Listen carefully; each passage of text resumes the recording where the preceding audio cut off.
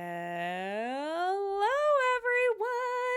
everyone. Hello. Happy Wednesday. Hope that you all are having a good hump day, as people used to say. The kids Welcome. used to say. What?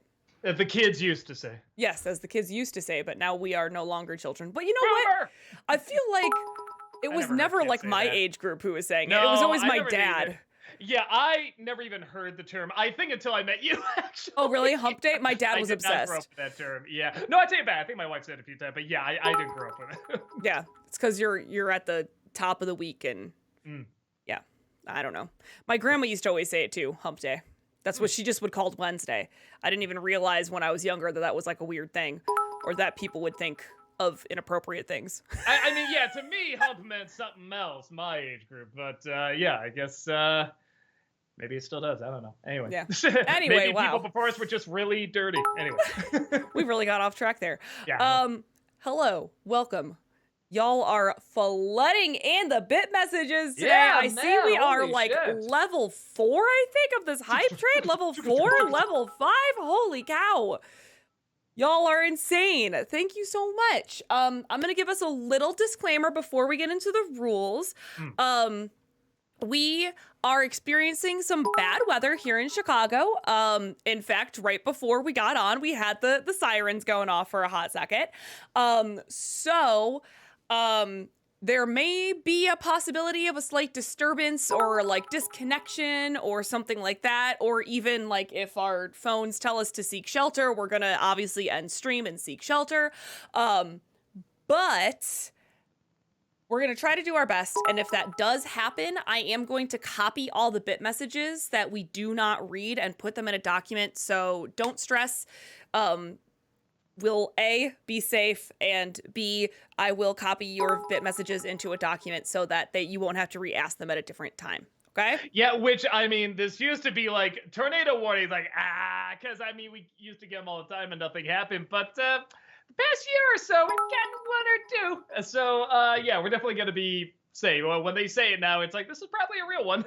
Yeah. Definitely when the alarm on the phone goes off, that's like, something's close. Yeah, absolutely. All right, well, let's get to the rules since you all have so many questions here to ask. Woo! First and foremost, we do give priority to the bit messages since that is some real world money spent towards the end of stream.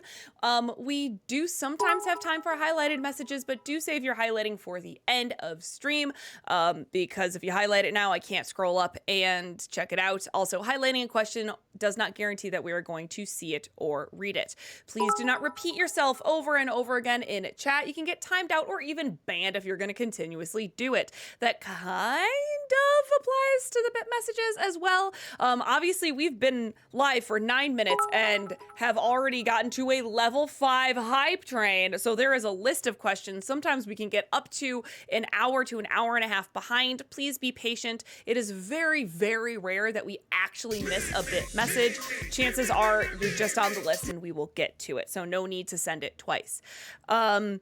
Watch the length of your questions. I'm already seeing some sizable paragraphs here, y'all. We got some novellas, man. Short. Please remember, short is better. Otherwise, I'm just gonna have to read it fast, and we don't have time to read it again, and your question might just get lost. So shorter and to the point is better. That does also include multi-part questions. Please don't have questions that are gonna be more than like 3 parts, if absolutely necessary. This is a little bit of a new one I'm wiggling in here as well. Also, with your bits, don't try to ask 4 questions in one. You know, yes. If you're like, I have 4 questions, this. Let's keep it to at least like 1 question here. It just doesn't feel fair if you're like, all right, here's my paragraph, here's 4 questions. Alex the animator, have some patience. You know the rules. We'll get on with it already when we feel like we are appropriately ready to get on with it. Now I lost my train of thought. No spoilers, please. Yes. Not everyone has had a chance to watch the latest and greatest movies, Secret Invasion, anything like that. I forgot that's a thing. Yeah, that's tonight. I've already been told, watch out for spoilers for today's episode. So, you know, no spoilers. I think we're still not doing spoilers for like Flash and Across So the I kind Spider-Verse. I I kind don't of know. ruined one last night, but I don't know. You did. I don't You did. know. You did. All right, I think that's it. I feel like I missed something, but I think that's it. Maybe see if your question has been asked already. Though again, Thank with these you. paragraphs, might be a little tricky. Right, right. It's not that you're in trouble. It's just we feel bad if you have to get the crumbs, the table scraps of someone else's question. All right, let's do this. Fat Disney Nerd, thank you for the 100 bits. Good day to you, Heather of Twitch and Doug of Chicago Street. How are you? Yeah, very good, thank you. Alexander, thank you for the 100 bits. What are your thoughts on the James Bond film Moonraker? I know it doesn't have the best reputation, but I recently watched it again, and honestly, I thought it was a lot of fun. It's completely ludicrous, but sets are impressive, the action is great, and many of the effects still hold up pretty well. Totally agree. Yeah, I didn't even know it had bad reputation. I guess I can see why, because it is one of the sillier of the movies. But yeah, I had a good time. Oi Ram, thank you for the 100 bits. Hey Doug, sounds like Deadpool 3 will be a multiverse movie with more than Wolverine. There are rumors, but at least Jennifer Garner has been confirmed for the movie. What are you hoping for the most out of this besides that it's funny? I mean, that's kind of a biggie, I'm not going to lie. I just want it to be entertaining. Some humor that's going to surprise me. Because I did like Deadpool 2, but there's nothing that new or surprising in it, with the exception of the X-Men cameo that did make me laugh quite a bit. I was frozen today. So something experimental and kind of new with it, which is tricky with that. But I would love that. Wow, 1,000! Holy shit! Yeah, I got a little surprised by the I was frozen today. Abnormal Gamer, thank you for the 100 bits. Hey Doug, my power was out for a while and I wanted to ask ask after your South Park movie review that I've noticed that Buster is missing. May I ask what happened to him? Hey, he's around. He's more camera shy, and we think because he had like an operation on his leg a long time ago, like he's kind of, I don't know, that jilted him or something. He's not as like active and playful as he used to be. So like I try to get him in once in a while, but when I do, it's like I usually have to have Tamara voice him and stuff like that now because we want him to get a little older. So we'll have him back in, but yeah, it's just Chaplin's just so easy to get into something, and he's just, everyone knows the personality more. Buster's kind of a changing personality, so yeah, I guess it's kind of a long, complicated answer, but yes, it's the answer. Adam Grunther, thank you for the 100 bits. So what is it about Bellows that made you dislike him so much in the Owl House? I'm very curious. It's a villain I've seen a million times in these type of shows, and on top of that, I feel like the whole idea of the show is don't judge a book by its cover. Not all people you see, are bad. Give them a chance, really look into it. Not people that you think are monsters, except that guy. He's totally a monster. Don't even try to understand the human side of him at all. Don't listen to him at all, nothing. And I'm like, I feel like you can do that, but still show the human side, what led to that and everything, which they give him a little bit with the backstory and the time period he's from. But I still feel like that's just a little, for a show that's really trying to emphasize that point, I really think that's confusing the idea and the message. Alexander, thank you for the 100 bits. If you had to pick one James Bond film as your favorite and one as your least favorite, what would they be? Man. I have a soft spot for GoldenEye because when I think of everything kind of James Bond and sort of all-encompassing, it has a little bit of the edge, but it has a little bit of the silliness too, and sort of an actor that sort of encompasses all the Bonds that have existed. So I do think of Pierce Brosnan and that movie. Worst, man, I don't think I ever saw all of Die Another Day, but the bit I did see was pretty bad. Actually, the one Daniel Craig one, what's the one everyone forgets about? Quantum of Solace? Yeah, that was so boring. I don't know if I say it's the worst, but it was so dull. Connor Davenport, thank you for the 100 bits. Hi, Doug. Two-part question regarding Spectacular Spider-Man. What episode are you on right now, and what are your thoughts on Josh Keaton's performance as Spider-Man? To me, he's the definitive Peter Parker. I hope that DVD I gave you at C2E2 isn't too scratchy for editing. I do still have that DVD. I do. Thank you again for that. And I love that dude as Spider-Man. He's a good in between of like a younger sounding Parker and like you can easily see him playing the adult Parker as well. And I think that's really cool with that voice. Like when somebody says it's a Spider-Man, like with that voice, you could hear either. He's either young or a grown up. I had to take a little bit of a break because my punching bag, this is the third standing punching bag I got that fell apart. Humble brag. I'm so pissed off. No, I'm not that strong. Okay, not to destroy 3 of these. Just something's off with the way they're putting these together. But so I got one now. I put it downstairs. Hopefully that'll be better. But I did hurt out of it. See, I hurt my little. So that's when I watch the shows. I watch them in the morning while I box, and since I can't box, I don't have time to watch it. So I left off on the lack of a better way of putting it, the reveal of the Green Goblin, which I thought was kind of a good surprise, in that there was no surprise. I really liked that. They were building up like they were going to do something else. It's like, no, it's exactly what we told you. I thought that was really funny. That was really clever. That was a good switcheroo without having any switcheroo. Alexander, thank you for the 100 bits. Hi, Doug. I've been getting into Star Trek recently, and I was wondering what your thoughts are on the more recent trilogy directed by J.J. Abrams and Justin Lin. How would you rank them with the other films? I love the first one, about half the first one. And actually the same thing with the second one. I love about half the second one. And the third one's okay. It's just a very general okay throughout the whole thing. It was a good way to like bring sort of a new energy and a new vibe to the franchise. But I mean, my personal favorite is like the next gen one. I mean, that just feels like a livable world. And then I'm a sucker for Deep Space Nine as well. I like the more kind of militant one. Yeah, like those two are still, when I think of Star Trek, like that's what I think. I shouldn't say that. I think the Shatner movies too. But yeah, there's a lot of them. Oi Ram, thank you for the 100 bits. Hey Doug, almost forgot, if Jean and Cyclops do show up, can they at least have a scene with Cable, since they are technically supposed to be his parents? Is that how it worked? Wait, Jean and Cyclops. I forgot. Oh, like, because he is from the future. I forgot about that. I forgot that was the setup. Wow, man. Sure. I don't know how they do it, but I'm assuming we're talking about in Deadpool. But yeah, absolutely. Old Jean and old Cyclops. That'd be interesting, both from a dramatic and comedic standpoint. Smash Ultra, thank you for the 100 bits. Another Disney Semper request, Star Wars The Force Unleashed. Is that a game? That sounds familiar. Force. Yeah. Okay. It's a game. We might look at that. I know I've heard of that game. Oh wow, it came out a long time ago. I thought it was like a more recent game. Maybe. I'll look into it.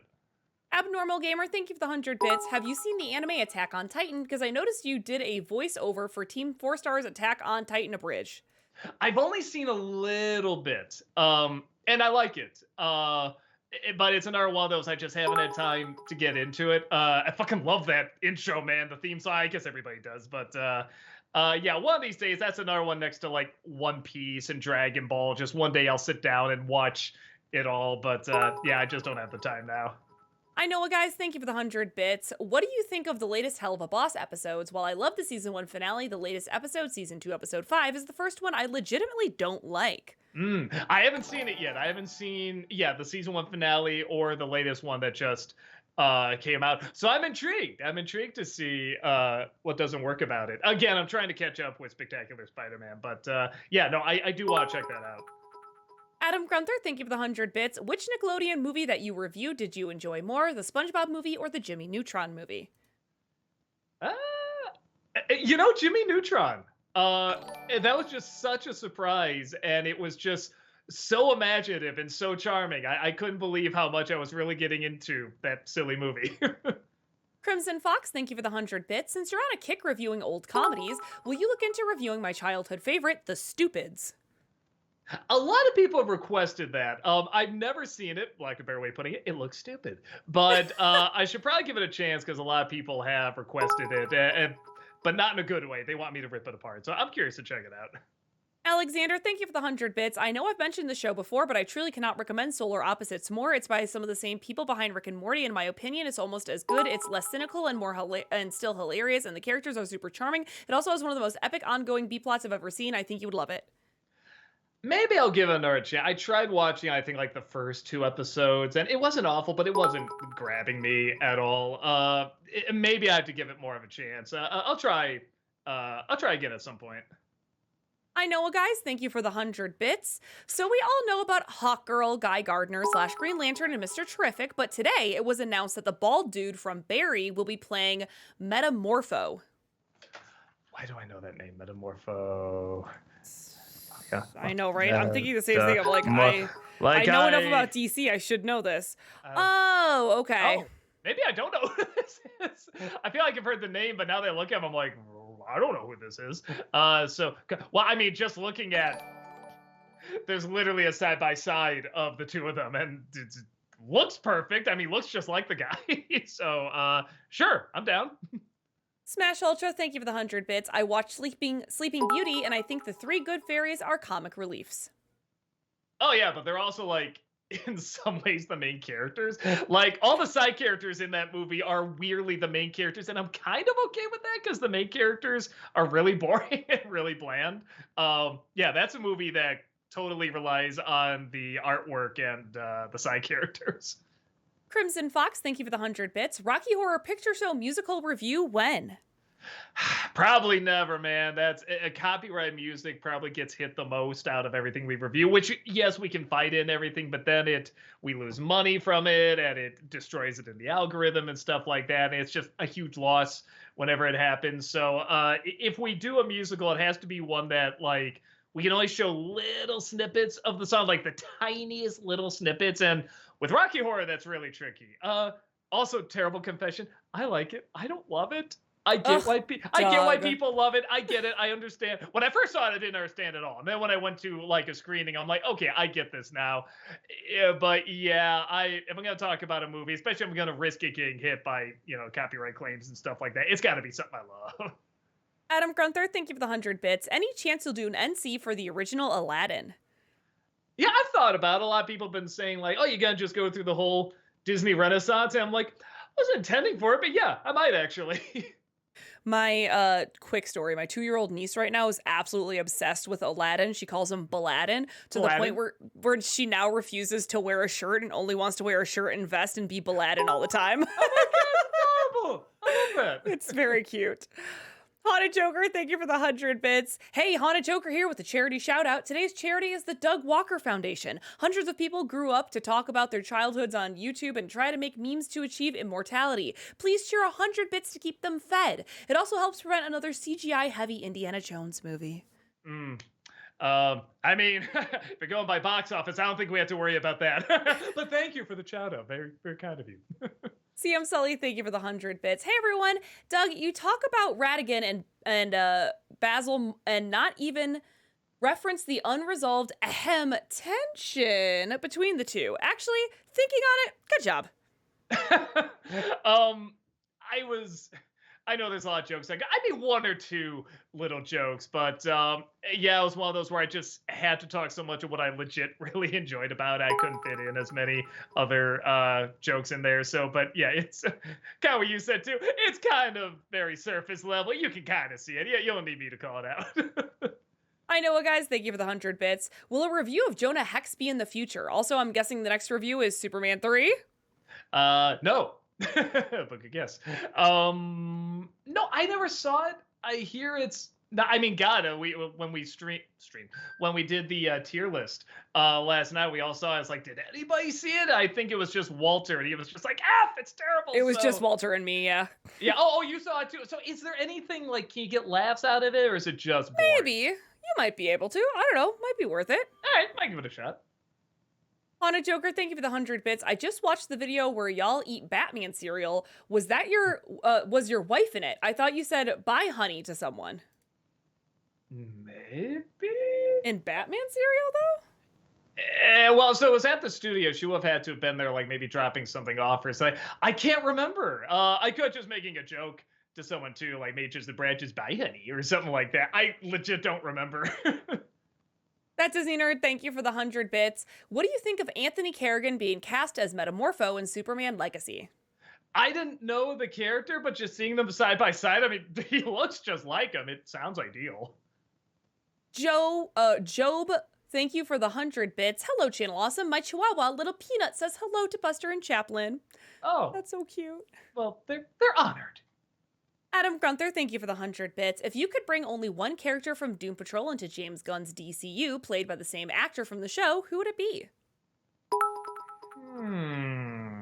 I would say Robot Man, aka Cliff, or Jane. Yeah. Yeah, I was kind of going back and forth between the two of them. Like, yeah, but knowing Jean's gonna, you have to choose one. Well, somehow they morphed together and they came through as one, and then science split them apart so we can get both. So, like he'd find a cheat. Oi Ram, thank you for the 100 bits. About Spider-Verse controversy, Phil Lord was overworking the animators, making animate scenes fully up to 5 times, and then having them throw the fully animated scenes away and start from scratch.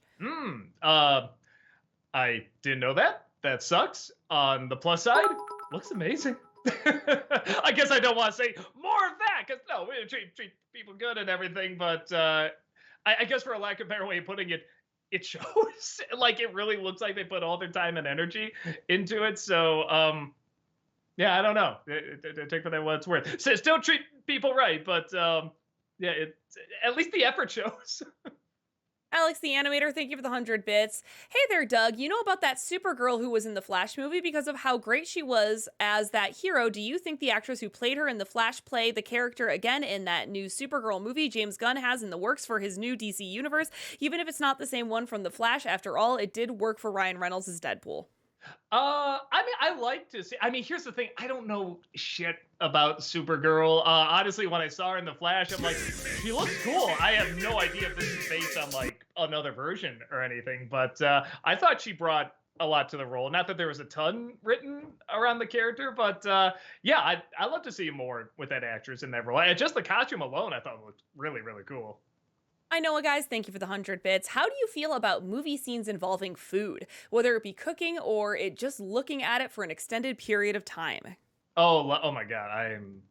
When it comes to food in movies, I'm one of those people where when I go to a restaurant, I know I'm going to have good food. I try to think of a movie where I remember seeing a character eat it and it looked really, really good. So yeah, no, I'm definitely one of those people where I love food porn in a movie, definitely. Nick Oswald, thank you for the 100 bits. Love the Great Mouse Detective review. I still have yet to see it myself, actually, since that movie was a little before my time, since the film was inspired by Sherlock Holmes. I'm curious, do you think you'll review any of the Guy Ritchie / Robert Downey Jr. Sherlock film movies? I'm dying to see your hilarious, if not still intriguing, deep dive and take on it. Lastly, between those two Holmes, which actors, which do you prefer, Downey Jr. or Cumberbatch? Whew, nicely done. Wow. Terrible confession, I have not seen Sherlock, right? That's the Cumberbatch. I have not seen that show. Yeah, that's like what made him famous. But I'm sure he's great. I surprisingly did like Robert Downey. So I guess I have to go with him. That's the only one I've seen. I've only seen the first movie. I haven't seen the second one. I liked it. I don't know if I would do a review on it. I don't think I have a ton to say about it, but it's good. I enjoyed it. I should see the sequel. Oi Ram, thank you for the 100 bits. Hey Doug, saw the Napoleon trailer. Am I the only one annoyed that they're going the Kevin Costner route and not even attempting French accents? I am very okay with that. Whenever they have something where I always think of Sean Connery when he tries to do an accent, and his accent is already so thick. It's like, no, don't do that. Don't stop. It's a different language already. You don't need to do like in like Hunt for October. You don't need to do like a Russian accent because we're already like whatever shifting over and stuff. So I'm really okay. The one thing I always thought was weird is that whenever they do a movie about the French and the same thing, they're going to speak English, they always have British accents, and that's odd. That is really, really weird to me. But yeah, I do not mind at all. If it's something where it's like it's going to be a different language anyway, I don't care what kind of accents. I'd much rather have, they have the accents they already have, pretty much. Like if they're American, they should have American. If they're British, they have British. I'm okay with that. That Disney Nerd, thank you for the 100 bits. Thoughts on Nathan Fillion also being cast in Superman Legacy? He'll be portraying Green Lantern. That's one of those actors where I didn't grow up with Firefly. I've seen maybe one or two things he's in. He's fine. I don't have like the strong connection with, and I also don't have that strong connection with Green Lantern. So I'm not the dude to ask. It sounds right, just the little I know about both of them. But yeah, I'm not the dude to. I'm not going to squee over because I don't know much about either of them. I'm pretty excited, if anything, because he's not going to be Hal Jordan. The fans forever have been asking for him to be Hal Jordan, and he did voice Hal Jordan, and he did a great job with that. But it's interesting that he's going to be Guy Gardner Green Lantern. So I'm very intrigued to see how he might play it differently and what they might do with Guy Gardner versus him playing Hal Jordan. So, what a twist! Yeah. I know, guys. Thank you for the 100 bits. Will you ever review Jonah, a VeggieTales movie, or the Pirates Who Don't Do Anything, a VeggieTales movie? Don't worry, you don't have to be an expert. I have never seen VeggieTales, and everybody tells me I should. They're very, very charming. So maybe I'll do one at some point. But that's another thing, though. It's like I feel like if I'm gonna do a movie, I should know something about them, watch a little bit of the shows or whatever, and I haven't. So I'll at least try to check it out. I don't know if I'll do a review, but I'll at least try to watch them. Noah Zinner, thank you for the 100 bits. Doug, there's a convention in Dallas, Texas called Fan Expo Dallas. I emailed a request for your presence there already. I don't know if they've contacted you, but if not, please look into possibly going to that one. I want to meet you guys so much. Oh, thank you so much. I will look into it. I have, like I said, this year, because of stuff with the studio and things like that, I haven't had a chance to really look up that many cons. But next year, I'll try to look into it more. Nick Oswald, thank you for the 100 bits. I noticed that you missed one more Batman movie to review, Sub-Zero. Have you thought about reviewing that? It's one of the better movies with having Mr. Freeze as a compelling villain, minus Schwarzenegger and the Freeze puns. It's funny. I like it. I don't love it. You know what it is? It gave me exactly what I thought I would get and kind of nothing more. But that's still great for that team. I mean, even just like an okay, or just the status quo is still amazing from them. But yeah, it's not a movie where I'm like, man, let me tell you about like the layers this works and how good it is. It's like I can kind of just say, oh, that was well animated. This was well written. That's a good line. This looks good. Like, I don't think I can really bring that much to it. That's something I think Walter talked about it before. Like he's someone that can bring more to that, I think, because he liked it a lot more. Oi, Ram, thank you for the 100 bits. Hey, Doug, are you going to check out the movie Sound of Freedom? Brad saw it and said it was all right. Like nothing great, nothing bad. It was just a very middle of the road movie. Maybe when it comes to stream, I might check it out. If for anything else, just to see like as well as it like number 2, number 3 at the box office, and it's like, oh wow, like that's impressive. So maybe I'll check it out for that, but I'm not in any hurry or anything. The Planet, thank you for the 100 bits. Hey, Doug, I haven't asked a question in a few months because I lost my job, but I'm happy to say that I have finally found a new one and things are going great so far, and I've finally come across some money again. My question for you is, have you ever seen the SNL sketches, The War in Words? It's hilarious, and my favorite would be the William and Lydia sketch. Thank you, guys. What's called The War in Words? In Words. It was an SNL sketch? Yep. Oh, okay. Yeah, I think I have seen I think I've seen this before. I do. Oh, do they do like a couple of them? Okay. I thought there's only one. All right. Yeah, I gotta check that out. I remember seeing one of them. It was pretty funny. So actually, just thinking of it gets making me laugh. Yeah, I'll try to check that out. Noah Zinner, thank you for the 100 bits. Doug, at some point, will you make an NC review for Across the Spider-Verse and the Super Mario movie? Yes and double yes. FBL, thank you for the 100 bits. Have you ever watched the Ray Bradbury Theater, and if so, favorite episode? I don't know if it's on Ray Brad. I mean, I know who Ray Bradbury is, but theater. 1985. Wow, there's like people in this and everything. I've never heard of this. I feel like I've heard of it, but never seen it. No, yeah, okay. I'll check this out. I've never ever. Yeah, huh. Man, this sounds like it's like Twilight. Man, Drew Barrymore is in one. Jeff Goldblum, like Shatner. Wow. Okay. Yeah, I definitely gotta check that out. Thank you. I'll try to look at that. Alex the Animator, thank you for the 100 bits. Doug, what did you think of the over-the-top performance of Vanessa in Disney's live-action remake of The Little Mermaid? I thought it was the best over-the-top performance in a live-action Disney remake since Glenn Close as Cruella de Vil. Vanessa. Boy, I'm... Vanessa. Isn't that just what Ursula calls herself when she's on land? Is that what it is? I'm not even like... It is, okay. Fine, I guess. I don't know, for something like that. Maybe because, again, the animation on her was so great in the original. Like, I'm expecting good comedy with that. And everything, with the exception of the song numbers, were pretty downplayed and bland to me.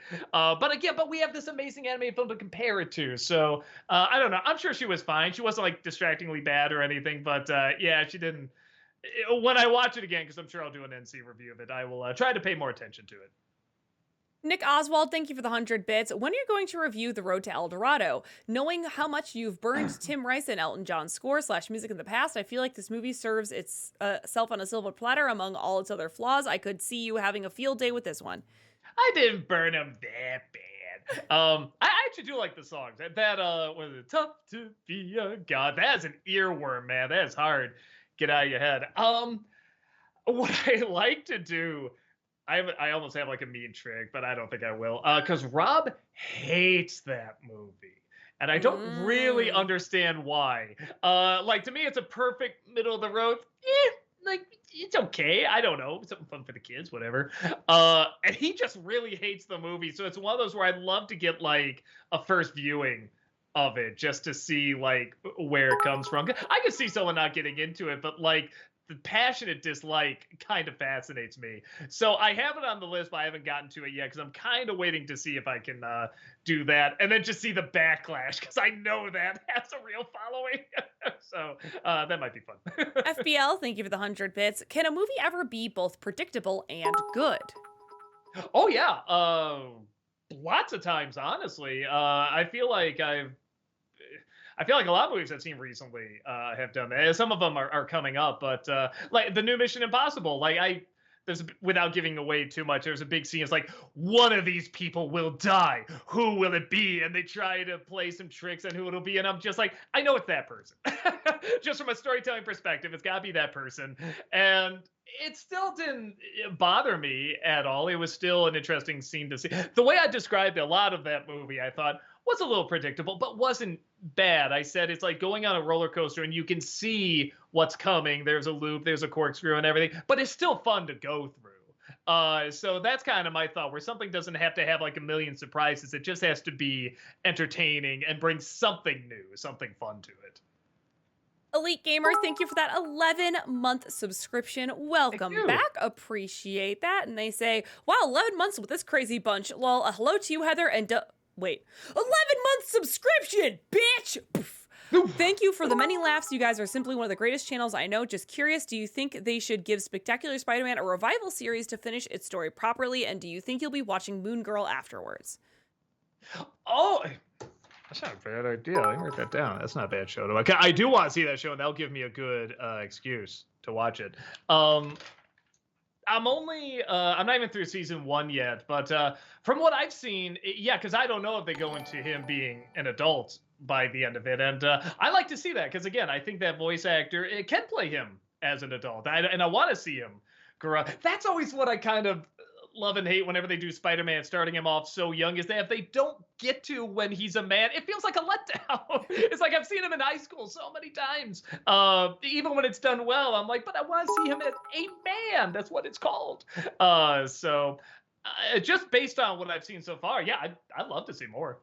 Porcupines Are God, thank you for the 100 bits. If you're unsure if a film will be popular enough to review, you could do a poll of the community of a few review ideas you have to see what the people want. Oh, yeah, sometimes I've done that. Every once in a while, I had like a 3-way split between these movies like I wanted to talk about. I just threw it on my Facebook. I'm like, what do y'all think? And it was like perfectly divided among the 3, like 1/3 one movie, 1/3 one, the other 1/3 out. Like, of course so I'll just do what I want to do. And of course, it was the one that got the least amount of views. FBL, thank you for the 100 bits. NC for the High School Musical movies. I'm not passionate enough to talk about them. Oh, I honestly, Doug. I honestly don't mind them. I know when they came out, there's a lot of people that just hate. Oh, they're so cringy, they're so lame and stuff. But I'm like, I think that's part of the idea.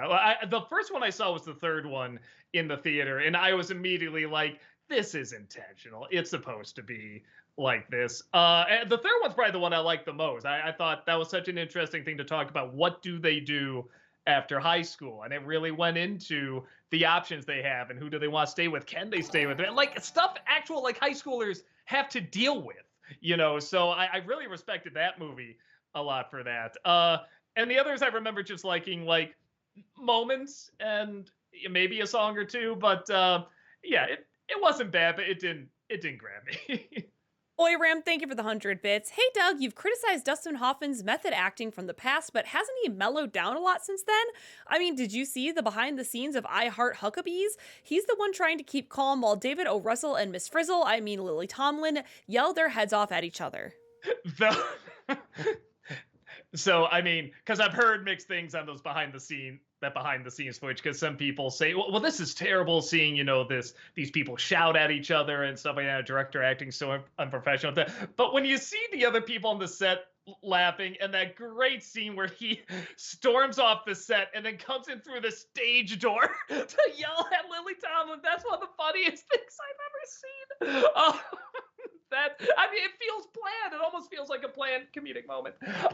In terms of Dustin Hoffman, yeah, I'm just going back to I'm not the biggest fan of method actors when they go that far, when it's done kind of more for attention and the pathos, the art and stuff, then what's going to make the performance actually good? What's legit going to help? And at times it feels like Hoffman kind of did that, as some of these tricks kind of feel like that. I did a whole video on it a long time ago. You could be totally right. Maybe he's more mellow now, or maybe he hasn't done it in a while, because all the ones I talked about, it's when he was a lot younger and stuff. So who knows? Smash Ultra, thank you for the 100 bits. Okay, I have to admit it, when I watch kids' cartoon games and movies with cute, sexy female characters that like that dancing mouse from Basil, I just fell in love with them. I guess people become furries because we think humans are just too boring, making fiction to escape realism. I mean, you tell me. I will say this. I always have a theory. Everyone has one furry-ish thing that because I always said I always thought Gadget was kind of cute from Rescue Ranger, because she just looks like a woman. It's just a mouse nose and ear. That's it. Everything else, it's a woman, pretty much. So I always feel like a lot of women I know really like Robin Hood. I've heard that a lot. Yeah, okay. The Fox Call Robin me out. Hood. Yeah. There you go. Hey, Kimmy Schmidt made a joke about that. So I'm I feel like everybody's got at least one. I feel like. I know, guys. Thank you for the 100 bits. Will you ever review the Tim Allen film Zoom or the Ben Affleck film Surviving Christmas? Probably not Surviving Christmas, because all the bad Christmas movies I do don't get that many hits. And I don't know. I feel like the good Christmas movies usually do better, so I'm probably just gonna do more of those. And I never did see Zoom. That's another one I've gotten requests for, though. So maybe down the line. That Disney Nerd, thank you for the 100 bits. Will you check out Blackberry? I just checked it out. I gotta say, it's so damn good. It's my second favorite movie of the year. Glenn Howerton and Jay Baruchel give great performances. I'm writing that down, because that's the 8th time I've heard that. Oh my God, Blackberry, so good, so good, so good. And I'm so intrigued. It's a fucking Blackberry. How can that story be interesting? But everyone has said the movie's really awesome. So yeah, I gotta check it out. Noah Zinner, thank you for the 100 bits. Doug, I enjoyed your SpongeBob movie review last week. Two more nostalgically underrated Nickelodeon movies are Barnyard and Wild Thornberrys. Please review those as well. I have Barnyard down because a lot of people have asked me to review that. And I think that's one where it's the movie first and then a show, so I can talk about that. Wild Thornberrys, I feel like if I talk about, I have to know something about the show, because I know that has a following. I know it has a lot of people that love it, and I didn't grow up with it. So I don't know much about it. I'm not gonna have time to look into it. So probably not that one, but I will try to do Barnyard. JT, thank you for the 100 bits. Hi guys, not sure if you both heard, but Tarantino's 10th and supposedly final film is titled The Movie Critic, and he's planning on directing it this fall. Your thoughts? I hope it's good. Tarantino's one of those people, he's kind of like Wes Anderson. Every time I hear, where's another one coming out, I'm like, okay, whatever. I'm not the least bit interested until I actually sit down and start watching it. Something about when the movie starts, it just immediately hooks me in. I'm like, this is brilliant. This is amazing. But something about the lead up to it, I'm never that interested in for some reason. So I'm sure this will be the same. I'd be lying if I said I wasn't a little curious to see, a director talk about a movie critic, especially one that gets, just ridiculous amount of critical praise, what he'll turn out. Dove the Wiser, thank you for the 100 bits. What are your thoughts and ranking of the first 3 Mission Impossible movies? The first 3? Probably 1, 2, 3. The more I think about it. Kirok, thank you for the 100 bits. So, Doug, I went to bed early yesterday, but where do you rank Superman 3 and why? And also, I believe you should do a review of it. I think it's better than people give it credit for. There's 1 or 2. See, I think I had it in D because the robot scene is freaky as hell. I like the idea of an evil Superman. I like him fighting his good self, Clark Kent. Like, that was kind of interesting. Everything else is really bad. Yeah, I didn't get into the rest of it at all. Oiram, thank you for the 100 bits. Hey, Doug, I saw the Beetlejuice 2 cast lineup. Keaton is back, of course, and O'Hara and Ryder are returning as well. However, Jeffrey Jones is still alive, but isn't returning. Sarcasm alert. Golly gee willikers, I wonder why that is. Yeah, turns out there's another reason he was after Bueller. So, yes, but I was going to say look that up, but don't look that up. Sailor Aaron, thank you for the 29-month subscription. Welcome back. Woo-woo! 29 months with hanging out with these awesome guys like yourselves. Also, tomorrow my niece will be 4 months old, and this Sunday will be her christening. On Sunday, I'll be her godmother. So excited! Oh, congrats! It's so cool. Job Kazobi, thank you for the 100 bits. Love the NC review tonight. Did you know Vincent Price lived in my hometown of St. Louis when he was a child? It's so cool because the house his parents lived in is right next to my favorite park and is on my way to my favorite local coffee shop. Cool. My introduction to him on the Disney Channel, he had this little segment called Read, Write, and Draw. And he always say, hello, I'm Vincent Price. And I always knew that voice. I hear him as Ratigan. I hear him in Thriller. I hear him in all this stuff. And I'm like, who is, I know that. And years later, I saw that segment on Disney Channel. I'm like, that's where I first heard the voice. Oh my God. Like, cause he is just, this little old man, in a little sweater. And he just had this delightful little voice. And it was just so funny to see him play all these diabolical villains and the evil, laugh and everything. It was, he was awesome.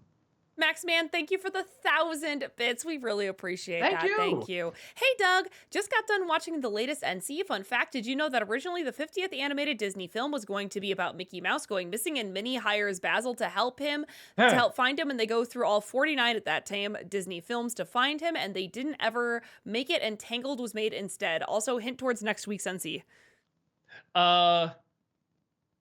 It is a movie that was brought up here earlier on the stream. Because literally anything else I bring up, it's gonna give it away. And no, I didn't know that. I heard there was gonna be a project that somehow incorporated all the films, and they never did. Maybe it was gonna be the 50th one. Maybe that was it. But yeah, I'm just wondering, like, would Minnie be small like Basil, or would Basil be big like Minnie? Like, would it be our size, or would it be like mouse size? I'm so curious. Talkative Carl, thank you for the 100 bits. Since Phase 4 to the now average people in the world of the MCU have been so ungrateful to the living Avengers, Wanda can't bury Vision, Peter can't go into college, and Sam can't get his sister alone. They literally broke space and time to bring people back from the dead, and yet they've been getting back sass. Sucks to be anything connected to Disney right now. That Disney nerd thing, I think they mean actually in the movies and stuff. Yeah, I still stand by okay, great. That Disney nerd, thank you for the 100 bits. Follow up to my last bit message. I keep waiting to hear hiccup in Jay Bruchel when I hear Blackberry, but he's surprisingly great. Glenn Howerton gives probably the best performance in the film. I hope he gets some Best Actor buzz. Yeah, no, I gotta check it out. Everyone said it's really, really good. Dev the Wiser, thank you for the 100 bits. Who are your top 5 favorite X-Men characters? The Holy Trinity to me is Wolverine, Rogue, and Gambit. Like, those are my 3. Like, any episode about them, I'm all into. Beast has actually become one of my favorites, and toss up between Bishop or Psylocke. I feel like Psylocke never gets enough love. Like that's a really cool character. I know, guys. Thank you for the 100 bits. Doug, which movie will you review next week for Untitled's review show? Barbie or Oppenheimer or both? I have an early screening for Barbie, so I'll do that one. And then I'll see if I can get around to Oppenheimer, because I don't know. The more trailers I see, the more interesting it looks. I think it's interesting when Nolan does historical films. Well, what did he do? Dunkirk? I guess he only did one, but that one was pretty good. So I'm curious to see how this is. Sailor Aaron, thank you for the 100 bits. Doug, amazing review of The Great Mouse Detective. I love that movie. Will you review The Rescuers Down Under later this year? It's also underrated. It is. Maybe. I don't know. I do really like it. It is one I can really talk about. And I guess it would sort of help in terms of the Disney Renaissance movies. So maybe. Demonaires, thank you for the 100 bits. Hey, Doug, what did you think of Elemental and the Lil Up short? I thought the movie was cute. Doubt it will win the Oscar, but still has creativity behind it. The short is a little unnecessary. The little Upshore is that? Yeah, there's Up short. There's a short before Elemental that's based on Up. Oh, the little. Oh, okay. Apparently, it's a line of clothing too. I literally put the little up short. It's like, oh, it's all these shorts that are really good. No, the little up space short, as I see now. I did not see either of them. I'll probably just see them when they come out on streaming. I'll review them for Disney December. I'm not in a hurry to see them.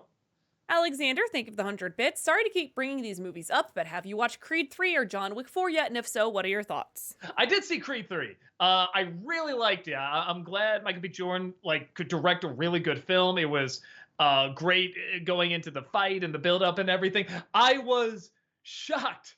The one problem I had with the movie is the big final fight at the end wasn't long enough. It was really short, and that shocked the hell out of me. I really thought, that's the one thing Rocky never botches up. The final fight is always really big. But the choice they make, without going into spoilers, they make a creative choice in the middle of the fight. And you know what I'm talking about if you've seen it. I thought that was brilliant. I can't believe none of the other Rocky movies ever did that. I thought that was like an inspired choice. So yeah, I really, really liked it. I still haven't seen John Wick 4. Talkative Carl, thank you for the 100 bits. The guy who James Gunn has cast as his Superman looks exactly like Henry Cavill, only he's slimmer and cheaper. Some people say that's just because he has a square jaw, black hair, and is in costume. They all look like that. I say no, look directly into his face. That's a Henry Cavill lookalike. I was saying if I was Henry Cavill, I'd be pissed. Just like, this is the guy, I'm right here. I would be so mad. But maybe the guy's performance was different and it's more what they were looking for. I don't know. I do like the comparison. He's slimmer and cheaper. That's pretty funny. Dev the Wiser, thank you for the 100 bits. Have you seen Slumdog Millionaire? And if so, what are your thoughts? Yeah, I liked it. I liked it when it came out. I saw it in theaters, and yeah, it's not one that stays with me years and years later. I think back on it, but no, I remember it being a really good film. Uh-oh, hold on.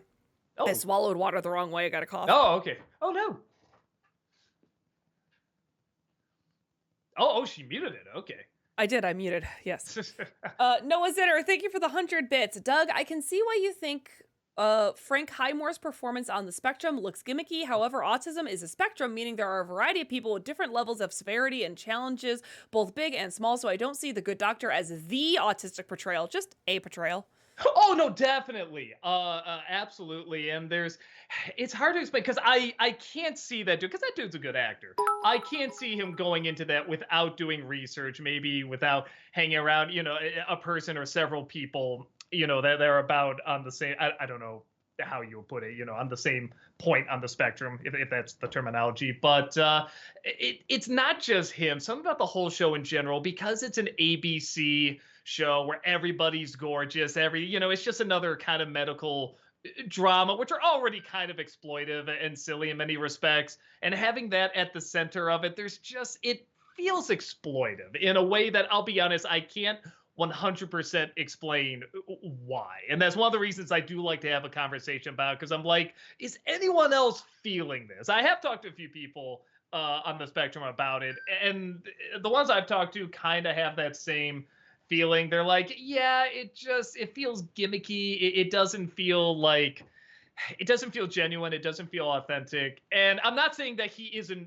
trying at all, or trying to show respect and everything. I think it's just kind of the nature of the show and the network and everything about it. It's one of those things where I think it's kind of doomed to fail just from the idea alone, with it being on ABC. And they always do shows like Lost. It's all these people on a desert island, but they're all gorgeous. It's that kind of show. It's kind of a gimmicky format. And with something like that, I don't feel like we're there yet where we can just sort of do something kind of that gimmicky with that subject matter. At least not in that way.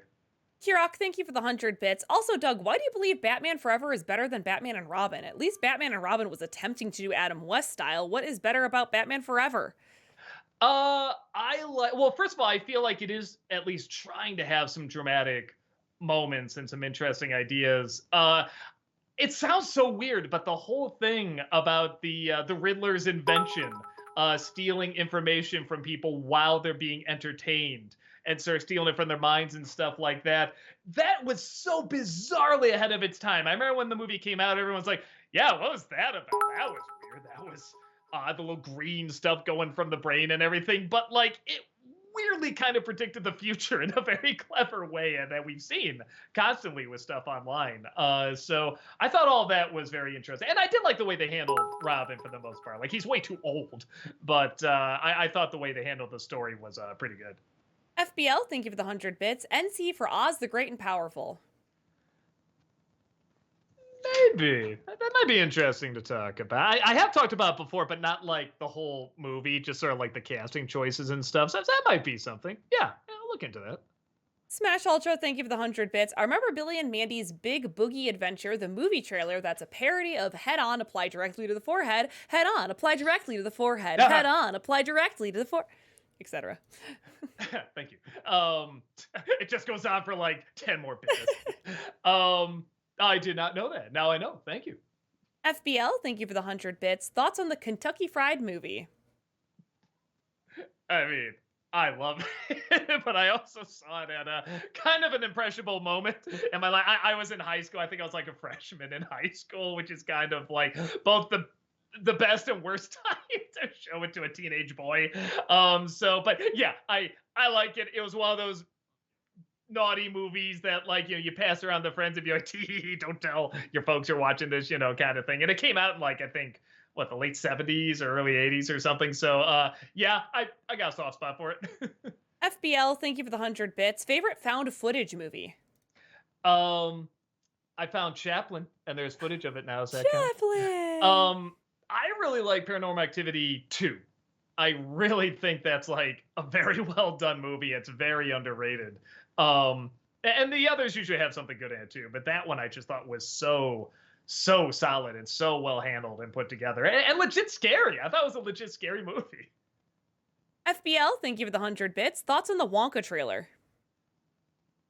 I thought it looked lame. I didn't think the world looked that interesting. I think his performance was odd. It didn't look like there was anything that imaginative. Looked very formulaic, but it is from the people who did Paddington 2, and those are very good movies that also had terrible trailers. So I'm hoping that's the case here, because I want it to be good. But yeah, the teaser, it didn't pull me in. I hope I'm wrong. I want it to be as good as the Paddington movies, because those were fun. Abnormal Gamer, thank you for the 100 bits. 2 questions. Ruby Gilman is out. Return of DreamWorksuary. Also, D&D Honor Among Thieves review. I still gotta see. That's another one I got on the list. I gotta watch it, but I haven't gotten around to it yet. The Dungeons and Dragons one, and then the Kraken one. And I'll see. I keep telling myself I'm gonna get around to a whatchamacallit, another DreamWorksuary, and I never ever do. It gets tougher as you get older. It's tougher to do these, but I'd like to, because there's probably enough to fill up a whole month. At some point, I'll get around to it. Noah Zinner, thank you for the 100 bits. Doug, can we get a clue for next week's NC review? And please give us a clue that's not ridiculously vague, like who's the director or what genre or something like that. How about it's a movie that was already talked about in the stream? Ooh, I was gonna say, like, give another clue, but then that would give it away. It is an animated movie. There we go. It's an animated movie that was talked about in the stream. FBL, thank you for the 100 bits. Thoughts on the trailer for Talk to Me and on A24 in general? I like A24. I like the creativity behind, you know, the bizarre choices that they have for movies, but they usually make them work. I haven't seen it yet. Brad just saw it and said it was really good. So I'll probably check it out soonish. Kirok, thank you for the 100 bits. Heather, this one is for you. I'm so sorry I haven't been able to be online as much. I still support you and Channel Awesome and your personal channels. Much love. Of course, no, we absolutely don't anticipate everyone being here all the time.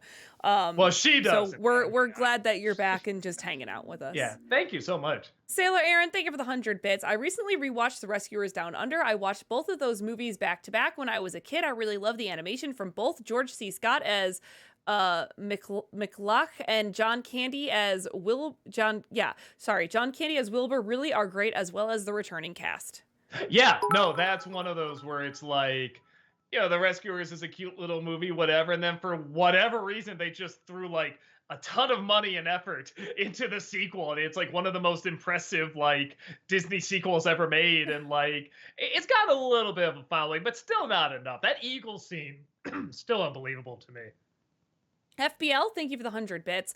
Thoughts on the trailer for the Nick Cage, Ernie Hudson, Ron Perlman movie, The Retirement Plan?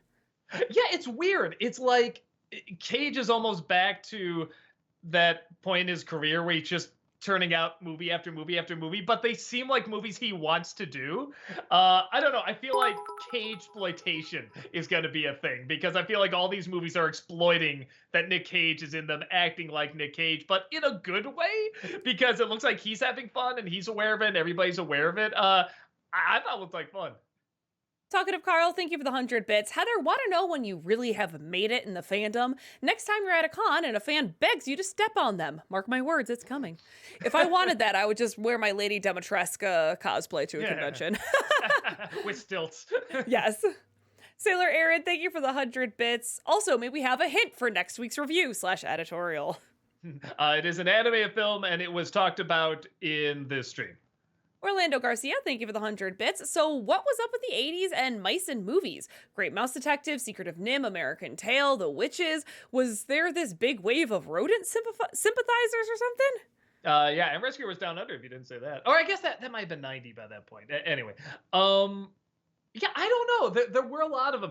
The Chipmunks Adventure, I guess that's technically rodents too. I don't know, maybe the idea is that you can tell something very easily from a small point of view. You don't have to create entirely different fantasy worlds and work extra hard on them. You can just sort of make everybody really small and find fun ways to give them a little clothes and where they eat and do stuff, and make everything seem larger. Like maybe that's enough to a kid, because a kid's already pretty tiny, so they like, they're looking up at stuff already, so maybe there's like a connection there. I don't know. There were a lot of them at that time. Noah Zinner, thank you for the 100 bits. Doug, with Christopher Nolan's Oppenheimer almost here, maybe a review for his last movie, Tenet. It's very polarizing, but with unique concepts that I'm curious on what your thoughts will be.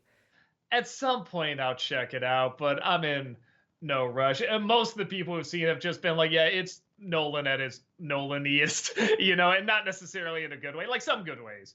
But yeah, it just sounds very exposition-y and just a lot of explaining and then a weird visual. It doesn't sound like it'd be my thing, but I should give it a chance. I am curious to check it out. That Disney Nerd, thank you for the 100 bits. I checked out the TMNT 2007 film. It was okay. The rooftop scene between Raph and Leo is the best part of the film, and that's about all I got out of it. Would you review it?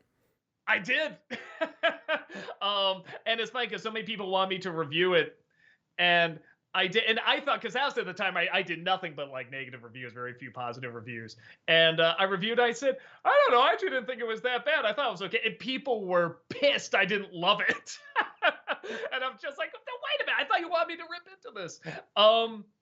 I never got why they weren't like fighting crime, and why they're like, no, we got to be quiet. We can't go around being vigilantes. That's crazy. I'm like, why? They never explained that to me. I thought that was a big problem with the film, but that might be all right. Job Kazobi, thank you for the 100 bits. Are you going to play the new Disney Illusion Island on the Nintendo Switch for Disneycember? Illusion Island. Yeah, it looks like it's a new platformer that's going to be coming out actually in like a couple of weeks. That almost looks like a Mickey Mouse cartoon. Yeah, it's it's sort of that new Mickey Mouse animation they've been doing. Oh, that kind of looks like fun. Okay. Yeah, I'm definitely going to be playing it and stealing my niece and nephew for content, because their new favorite thing is to watch streamers play Mickey Mouse games. Oh, that's hilarious. I'll try to check it out. I'll write it down like on the. What's it on? Is it on the Switch? Switch. Mhm. Okay, so some might be able to do that. Yeah, I will look into that. Talkative Carl, thank you for the 100 bits. I believe it's common knowledge now that Rotten Tomatoes is an obsolete concept that should be disbanded. It almost never equates to how general audiences feel about a movie. I bet if you compile a list of movies it said was bad but was actually good, we'll be shocked. What do you think? Well, as someone who is on Rotten Tomatoes, I have to disagree, I feel like. But I will say that the reason you just said is why I think it's interesting to keep it around. I do think it's interesting seeing what critics think compared to like what audiences think. And as I always say, it's not science, it's not fact, it's not math, it's not something where it's like, well, this is objectively good. No, it's all, even Siskel and Ebert, who got super diehard arguments about it, they would always say, no, it is subjective. You have to come down and kind of say that. But that's also what I think is interesting about being a critic is like, where is that line? How do you do it? What are different ways of doing it? What counts? What doesn't count? Like all of that I think is really fascinating. I like that Rotten Tomatoes is a place we can go and see these different points of view on stuff. You could make a little bit of an argument with the rating system, because I was even talking about with the movie I'm about to review coming up, that, it got a rotten score, but it technically has the majority of critics liking it. But at the same time, I get why they do that, because it's like a grading system with like A, B, C, D, like, it's in the 50s or whatever, that would be a D in school. So does that count? So I can see talking about it, but no, I like having it around. I do like seeing the differences, honestly, between the two. Orlando Garcia, thank you for the 100 bits. Strange question here. Do you guys have a favorite type of flower? Rose, lily, magnolia, something? I love roses. Very stereotypical of me, but I love a good rose bush. Yeah. I guess outside my house, I guess like tiger lilies grow a lot just on their own. So it's like, okay, I guess I like those because they seem to just pop up wherever. I'm not expecting them. I just go outside. I'm like, oh, those are there. Okay, nice. Sigamigs with the correct answer, a cannabis flower. Good answer. FBL, thank you for the 100 bits. Have you ever watched the show Funny You Should Ask? It combines two things I love, comedy and trivia. I don't think so. Funny You Should. Sounds like a British show. Is it? I think it is. Oh no, this is like a comedy show. I never heard of this. Okay. Howie Mandel? Yeah. Huh. No, I'll have to check it out. I know, guys, thank you for the 100 bits. Will you review the Disney show The Weekenders next year for Disney-cember? If you don't know what it is, check out Tunerific Tariq's video about it. It seems right up your alley. Well, his stuff's always great. He does really good material. I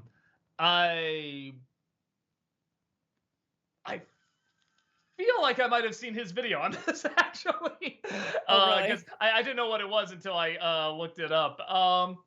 Yeah, maybe. I guess we'll see how long it is. If it's something that has like 5 seasons, I probably I don't know if I give 5 seasons to a show like that. But if it's like a season or 2, maybe I'll check it out.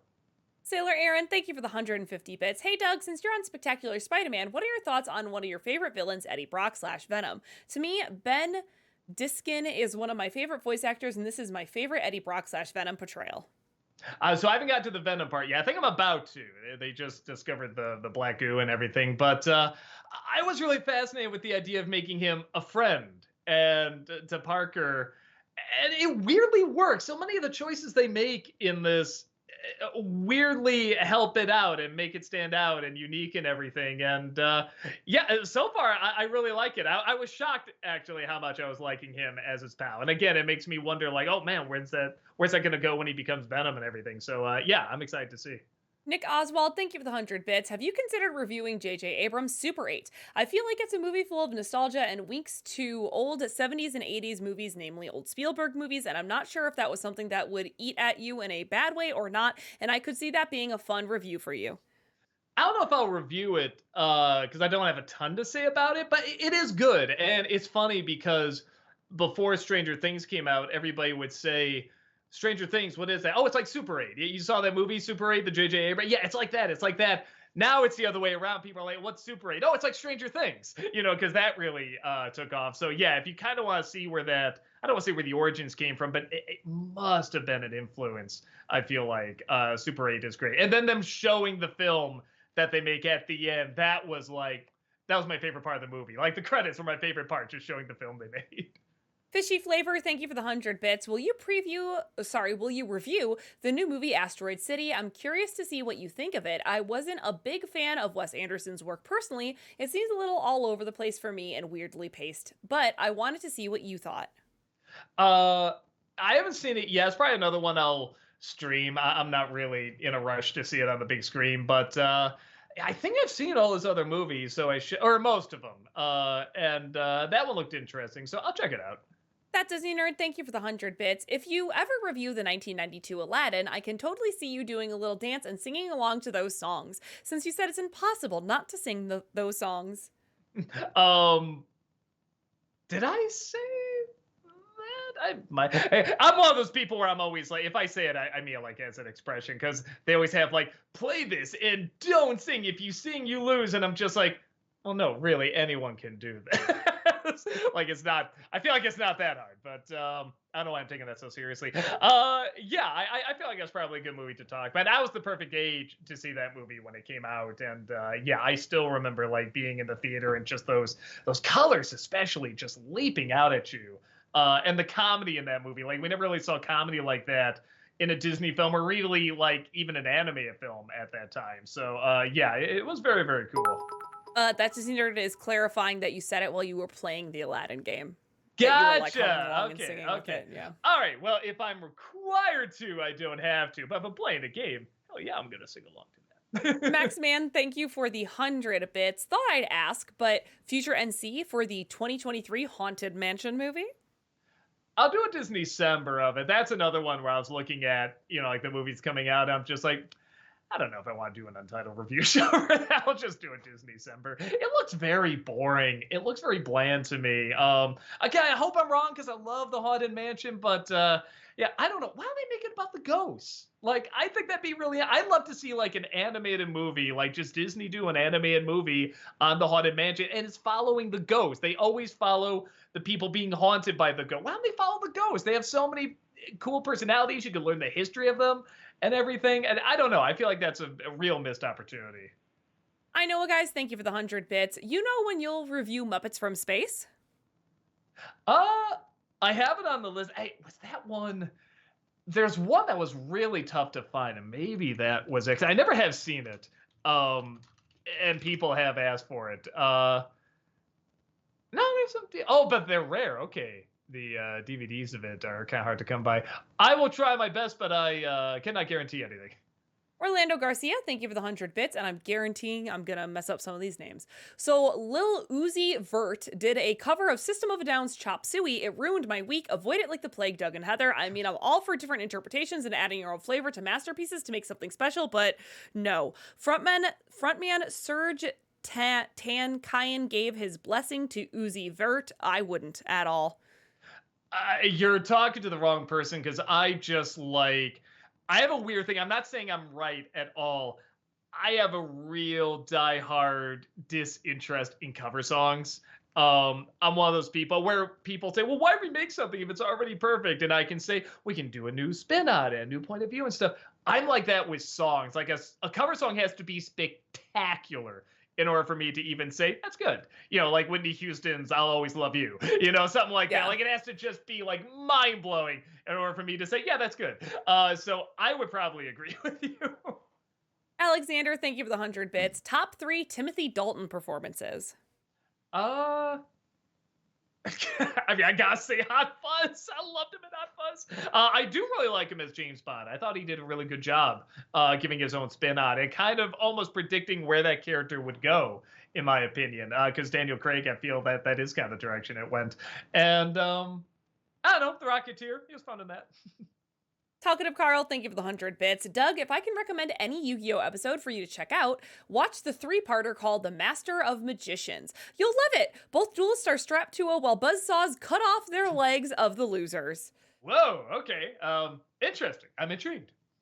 Max Man, thank you for that subscription. Welcome, appreciate it. Thank you. That Disney Nerd, thank you for the 100 bits. I feel like starting violence, so here are some hot takes. The Harry Potter films are so boring. Aside from Goblet of Fire, Dr. Sleep is better than The Shining. Might share more in another bit message. I never got that into the Harry Potter film. I can't say they're bad. I just never got into them.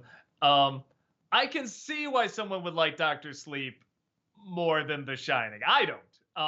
But I can see why someone would say they like the story more. It's a little bit more straightforward than The Shining is. C. Monet, thank you for the Monette. Sorry, I don't know what it is. I mess up names. Thank you for the 100 bits. Hi, Doug. Now that you finished the Owl House, what do you think about Luz and Amity's relationship, how it began and how it ended? I honestly think that it was beautifully organic, and I think they're the best LGBTQ couple we've seen in cartoons recently. I know I probably said the main character's name wrong. It freaks me out every time I see it because I know I'm going to say it wrong. God damn it. Luz. Yeah, like short for Lucy, I think is what it is. I think, or Lucy, I don't know. It's spelled L-U-Z, which is why I keep saying like Luz and Luz. Lucy. Yeah, I don't know. I don't know how they. Okay. Maybe that is it. Just Lucy. Anyway, no, I thought they were adorable. I thought they had great chemistry. I thought the reveal was good too because I knew Luce was. They hinted at it pretty strongly earlier. I didn't know that Amity was, but when again, because we're already kind of going into spoilers a little bit. When they had the episode where she wanted to ask somebody you didn't know who, about halfway, I'm like, I know who it is. I figured it out, but I was excited. I was like excited to see where it went, and it did not feel for it. They didn't play the will they won't they for too long. They got into the relationship pretty quick. Like they gave just the right amount of will they won't they to a point where it doesn't become annoying. And when they start going out, they're a really cute couple. And again, I love they take what every other show would make a one-dimensional bully, and not only do they give her a backstory for why she is that way, but then they give her a love interest, and the love interest is the main character. That is just so going from like the most boring character to like the best character in like, one season. It's all in the first season too. They don't drag it out with that either. So no, I really liked the way that was going. FBL, thank you for the 100 bits. NC for the Cloverfield movies. Which ones did I see? I saw the first one. That was one of the first reviews I ever did, was of the trailer. It was just bizarre. And I like the second one. I heard the third one's not very good. I don't know. I think it's another one of those where it's like, I don't know how much I could bring to it. And again, I did technically review the first movie when it came out, but I didn't review the second one. The second one's good, but yeah, I don't know what I would add to it. Talkative Carl, thank you for the 100 bits. Heather, have you gotten around in watching Bad Batch Season 2? There are stuff I've been wanting to talk about. I have. I watched it actually while it was premiering. It's not as strong as Season 1, if you ask me. It was very, like, filler episode-ish, where there's just a lot of side quests and not interesting things happening that could really help push the story along. I understand that part of the point of that was for us to feel a certain gut punch that happens later in the season, even more like thoroughly, but I felt they could have added a little bit more interesting plot lines in there that weren't just side quests, so to speak. Are they doing that a lot in Star Wars recently? Like, are you noticing that? I feel like I got a little bit of that Mandalorian season 3. I guess I could maybe a touch in Andor, but again, in Andor, I feel like it mostly worked. Like it felt like it was building up to something. It's sometimes in the newer movies and stuff like that. Yeah, I've just been noticing that with like a lot of Star Wars stuff recently. And I kind of agree with you. It's not like awful because again, it does kind of lower your defenses a little bit, but it's like, yeah, man, we can get this a little tighter. We don't need like this much filler. Bright B. Burns, thank you for the 100 bits. Hey, Doug, I heard that studios are trying to wait out the WGA writer's strike to the point where the people picketing on the front lines are near the point of homelessness. Ooh. I hope that's not true. Yeah, that feels bad. Yeah, I hope whatever, is the best resolution, I hope that happens. The one thing that I'm sure somebody else must have said this, but the one advantage to there being a writer's strike is that the signs are going to be very well written and very clever. Fishy Flavor, thank you for the 100 bits. Did you hear they might have a sequel of The Flash with Ezra Miller reluctantly being brought back? I did not hear that, and I doubt that's true with how poorly it's performing. Yeah, I mean, like, in every respect, I don't know why they would do that.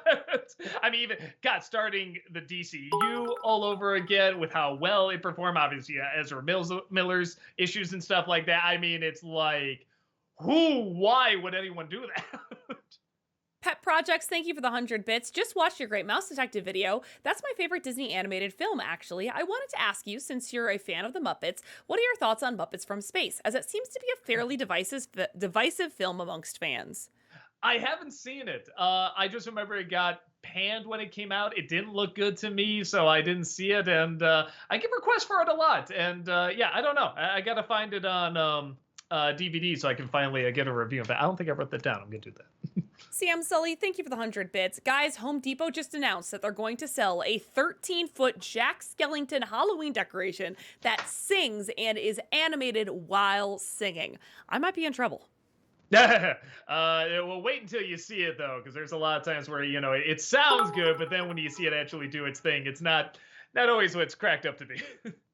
John316, thank you for the 100 bits. If you ever return to Dark Toons, do you think you ever include all 4 Wallace and Gromit shorts? I definitely say they qualify. The first one? Really? I don't see anything particularly dark about that one. Even the second one's a little, I don't know if I call it that dark. The ones after it, I would agree, yeah, because there's like, quite a bit of slaughtering in those last two, which sounds so weird to say, like, Wallace and Gromit and slaughter, but yeah, there is quite a bit. I don't know, maybe. FBL, thank you for the 100 bits. Thoughts/NC for The Emperor's New Groove. Maybe. It's one of those movies I never got that into. And that's another one where I know it, like, so many people got into it and, like, helped shape their sense of humor and stuff like that. The only thing I really got into were the villains. I thought they were hilarious. They were so funny. But everything with the main characters didn't grab me that much. But maybe it's another one of those where I got to sit down and watch it again, just sort of accept it, for what it is. Because, yeah, it definitely has quite the following. John316, thank you for the 100 bits. I'll go to bat for Sound of Freedom and say definitely check it out. It's one of the most important movies that has been released this year. I will say, too, because I think it's about human trafficking, and that stuff is really hard for me to watch. It's just such an unpleasant... And it's like, I've watched movies about unpleasant subjects and stuff like that, but, like, something about that one just makes me like, I don't know. There's some movies that are hard for me to watch because just the subject matter is so unpleasant. So, but again, I am really curious because it did do so well. So, and I am curious when movies just sort of come out of nowhere and grab people. Like, what is it about the film that did that? So I'll probably take a look at some point. FBL, thank you for the 100 bits. Ben Affleck the actor or Ben Affleck the director? Director. Almost 9 out of 10 times, even if the movie's bad, I'm usually more interested in a person's directing because I don't know. I feel like I learn more about a person that way by them having more control over something. Talkative Carl, thank you for the 100 bits. The Thomas Jane Punisher movie is a great interpretation for the Marvel character, but the deleted scenes are probably my favorite deleted scenes in a film. Do you guys have a movie where you're just as impressed with our deleted scenes? I guess a lot of the Lord of the Rings movies with the extended cuts and stuff like that. Some, like, I've talked about before, like, some of those scenes, like, especially in Fellowship, I'm like, oh, you should, like, the first half of that movie, I just wish they left all those scenes in. And then after that, you don't need the others. But, but they're fun to see. John316, thank you for the 100 bits. I noticed you've done some compilation reviews, Shrek, Kung Fu Panda, etc. Any chance of including the rest of the Ernest movies in the future? I don't know. Maybe. Well, there's also a lot of them. I mean, there's some even... I thought I saw them all growing up, but I guess there's a couple that, like, went straight to video and stuff that I totally missed. So, yeah, I don't know. Maybe down the line. Sailor Aaron, thank you for the 100 bits. Since I'll be a godmother on Sunday, Doug, do you have a favorite quote or quotes from The Godfather? Favorite scene? I have only seen bits and pieces of The Godfather. Are they really great movies in your opinion? Yes, they're very important movies. They're very influential movies, and I do very much, well, the first two anyway, I do very much like them. I've definitely seen people that have listened to the hype, and when they see it, they're like, oh, that's okay, kind of long, kind of boring, kind of drab. And it's like, I know what they're talking about. You have to know that going in, that I always kind of say you're either a Godfather person or a Goodfellas person, or Goodfellas is the exact opposite. It's super fast, super hyper, in your face, just constantly keeps the pacing going and has a lot of energy and everything. And Godfather is complete opposite. So Yes, but I can't guarantee you'll like it, if that makes sense. Favorite scene, man, I don't know. In Godfather 2, I like when Vito gets revenge. And that's a good scene. He says his name, and the guy is like, "Oh, what was that? I can't hear so well in his ear." And he gets really close and he gets it. That's a good scene. JRM, thank you for the 100 bits. Feel that horror movies are coming out sooner and sooner. It seems they ain't leaving anything for Halloween time. But to be fair, none are actually as good as of late. It is what it is. I heard Talk to Me is supposed to be good. Last time I thought about Haunted Mansion 2, it's coming out end of July. Like, Why? Why? What is wrong with me? Are they like, well, Hocus Pocus did that, and man, that was a big blockbuster. Like, what is wrong with people? The only thing I can think, maybe, just a shot in the dark, is maybe they release it early, and then by the time October rolls around, they can stream it. That's the only thing I can That's figure. the only thing, Yeah. Well, Bright B Burns, thank you for the 100 bits. Hey, I don't know if you guys are familiar with the Tom Clancy Jack Ryan novels or not. However, I think the films Hunt for Red October, Patriot Games, and Clear and Present Danger are pretty good for what they are, but maybe if I read the books and was a fan of the books, I'd feel differently about them. I love Hunt for Red October. Oh my god, phenomenal soundtrack as well. So yeah, that's like some of my favorite music ever. Yeah, and I've seen the other ones, and they're good. Rob read a lot of the Tom Clancy books, and so did my dad. And they were saying that more sort of the Ben Affleck and Alec Baldwin. That's more what the Jack Ryan character kind of is. It's not as much Harrison Ford, but yeah, they're all pretty good movies. Hunt for October is the only one where I say that's a great movie. Like, that's just a good, strong movie. And all the other ones I've seen, like, they're good. They're good flicks. Orlando Garcia, thank you for the 100 bits. Some news from this week that I found uplifting. Sega of America has approved Aegis, their new established workers union. The employees have been fighting for some time, and when you compare to disastrous hellscapes like Activision Blizzard, this one victory holds more weight than some people would believe. That's awesome. I hadn't heard that. Good for them. Yeah, I hate to say it. I kind of forget, like, oh yeah, Sega's still kind of a thing, isn't it? You know, just because they don't make systems anymore doesn't mean they're not around. They still got the Sonic movie and everything. That is really nice to hear. That's really cool. Alexander, thank you for the 100 bits. Which awful performance from a talented comedian would you rather watch? Richard Pryor from Superman 3 or Dana Carvey from Master of Disguise? Oh, whoa. Well, that's rough. In terms of movie, I'd rather watch Superman 3 because that's got some good moments where Master of Disguise doesn't. But in terms of like a comedic performance, maybe Dana Carvey, because at least he's doing different impressions and some of the impressions are decent. So yeah, take that for what's worth, I guess. Alexander, thank you for the 100 bits. Top 3 Steven Spielberg movies outside of Indiana Jones or Jurassic Park? Oh, those are pretty good though. See, now I gotta like look them up. I mean, he's done so damn many as one of those where I'm just like, I know I'm gonna Right. like, not E.T., which I like fine, but I just E.T.. I did not get into it like everyone else did. Let's see. Jaws is pretty damn great. Ooh, yeah. Yeah, that's really good. Man, he did 60 movies, huh? But this is he's directing a Napoleon as well. That's weird, huh?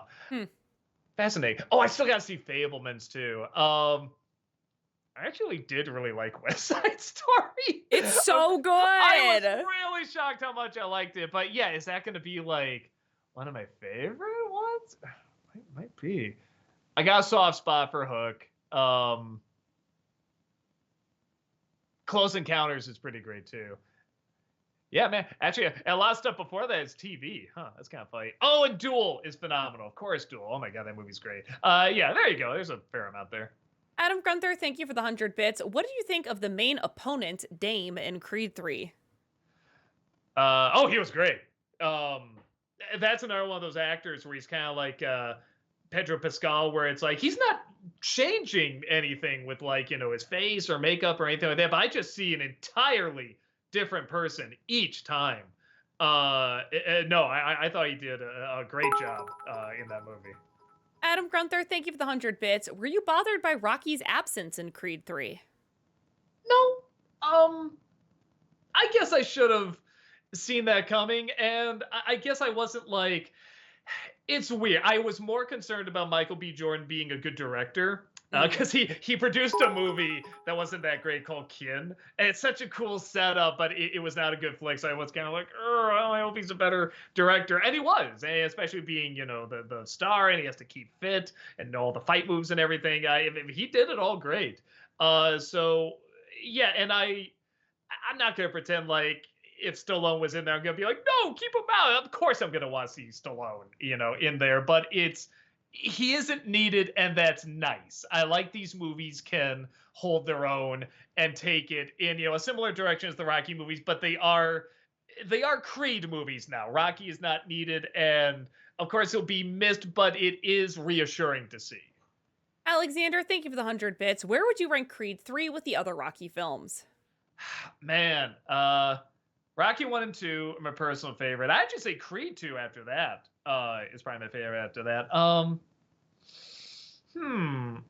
Maybe after that. Yeah, 3 was really good. If they got that fight, the final fight, a little bit more, and they played it out a little bit more, it might have been like a little higher up. But yeah, no, it's up there. I'd have to think a little bit more, but yeah, it's in like the top 5.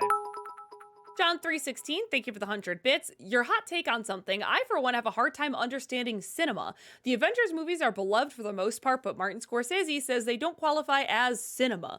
Meanwhile, his movies involve gangsters shooting someone in slow motion with an opera song in the background. Who decided that was high art in cinema?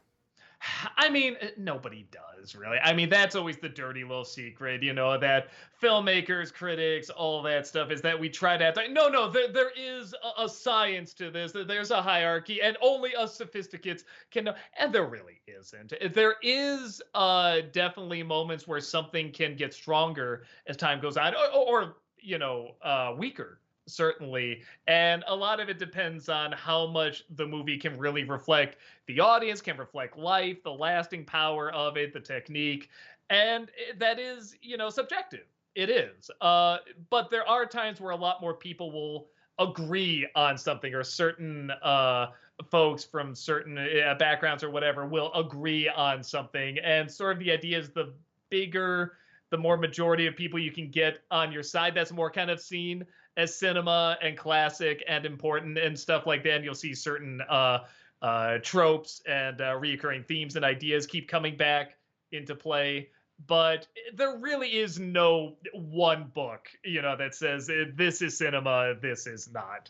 I'll say this. I think where he's coming from with that is that he likes movies that evolve an idea, and he didn't see Marvel as doing that. I think they kind of are in its own unique way, but not like he is, or other, or Kubrick is, or something like that. But no, I respectfully disagree. I wouldn't say it's high cinema, but I will say there's something there that can last that long and bring in so many people together and enjoy it and see something deeper and weep and see our heroes. I mean, these are like the Greek gods, on the big screen. I think there is something to that. That Disney Nerd, thank you for the 100 bits. Have you seen The Magician's Elephant? It's an animated film on Netflix. It's one of my bottom 3 films of the year. The world is a very gray and uninteresting. The characters have hideous designs. I saw it just as a very drab, boring, uninteresting movie. It sounds really familiar. Did I get like a screener for there or something? I'm not sure. I haven't really heard of it. The Magician's Elephant. Boy, it looks weird. Oh, there's like a stage play of it too, but with like this puppet elephant. Wow, God, actually, that looks more interesting than the Netflix movie. Yeah, it doesn't look good. Oh, it's based on a book? Okay. Much rather read the book. Maybe I'll read the book. Demon Airs, thank you for the 100 bits. Hey, Doug, what do you think of the change in the climax of the live-action Little Mermaid? I thought it was dumb. Ariel doesn't know what a fork is, but she knows how to steer a ship? It's a dingle hopper. Thank you so much. I'm not diehard against it, because you could argue this is all kind of her fault, so it's like, having her kind of save the day is one thing, but that doesn't give the prince anything to do. He literally does nothing in that movie, because that was the thing. He was supposed to show, like, Triton that, oh, he like saved the day, all humans aren't bad and stuff like that. But by the end of the day, it's like, well, what changed? What merged? Why would Triton be like, oh, these humans are okay? It's like, what changed within that time? So no, I particularly wasn't a fan of it, but I'm not diehard. It's not the biggest problem of the movie. Nick Oswald, thank you for the 100 bits. I know a fun top 11 video you should do down the road. Top 11 canceled movies you're glad that never happened. For example, do you remember we almost got a Candyland movie fronted by Adam Sandler? Plenty of others that are shocking, but I could see that being too much homework for you, but who knows? Thought it could be a fun video to recommend considering to do. It's a cool idea. Yeah, I'd have to really look into it. It is a cool idea. If I never get around to it, maybe you get around to it. That's a nice thing about YouTube, is that you can just make your own stuff and post it. But it's not bad. I'll see if I can look into it. Kermit Wazowski, thank you for the 44-month subscription. Welcome you. back. Appreciate it. Alex Loves Musicals, thank you for the 100 bits. I've worked with people on the spectrum. I can't stand The Good Doctor Show. They work with Autism Speaks, a horrible charity that exploits people saying they'll cure autism and spread misinformation. Also, Sean's character is a stereotype of an autistic person with a savant syndrome. That syndrome is rare, but is primarily used in autistic characters in media. See, that's why I need someone that's more of an expert on it. That's why I always say I can say how I feel about it, but I can't, like declare something, because it's like I'm not an expert on it. But I can definitely say when something gives across that feeling. And again, I don't think it's intentional. I think it's trying to, be kind and representative and stuff like that. I don't think it does it very well, and I still think the bottom line is they just want people to watch an ABC drama, a gimmicky ABC drama. That Disney Nerd, thank you for the 100 bits. I've recently rewatched the classic Beauty and the Beast. I still think it's phenomenal, although I still can't put it above Lion King. That's fair. I mean, I think everyone's going to have their different favorite Disney film or just film in general. Yeah, I like it more than Lion King. I get why people would like Lion King more, though. Adam Gunther, thank you for the 100 bits. What's an animated movie that everyone loves that you really don't like? For me, it's Incredibles 2. I'm sorry, but that movie is nothing more than a half-assed commercial for Jack Jack toys. We all know it's true. No, you're not alone. I guess a lot of people, when I did the Disney December of it, really didn't like it. I think one of the things was they did want them to grow up, to grow older. And I agree, but if that's the movie we got where they are the same age, I still thought it was done pretty well. I'm trying to think of an anime movie everybody liked and I didn't. Man, because it's either like just on the cusp of like, it's okay, but I'm trying to think like, no, I really did not like that movie. I guess I can think of some movies that like were anime-ish, I guess. Like I didn't get into the Sonic movie that much, the first one, and that has a lot of animation in it. But the second one I really got into. I thought was a lot of fun. That's the closest I can think of. I'm sure there's more, but that's like the closest I can think of. Adam Gunther, thank you for the 100 bits. What are your thoughts on the husband and wife character Moxie and Millie in Hell of a Boss? Oh, I like them. Yeah, I like the. They work well off each other. I like the. I like the Southern voice, that she's got and everything. Yeah, they have good chemistry. I believe their romance. They're both pretty funny and, like I said, work well off each other. Yeah, no, I like them. Sailor Aaron, thank you for the 100 bits. Oh, Doug, will you and Rob watch the anime Black Lagoon? It's amazing. The English dub is one of the best. It only lasts 29 episodes. Also, check out the insert songs, The World of Midnight, and This Moment, Prayer in the Light. They're my favorite insert songs. I got them written down.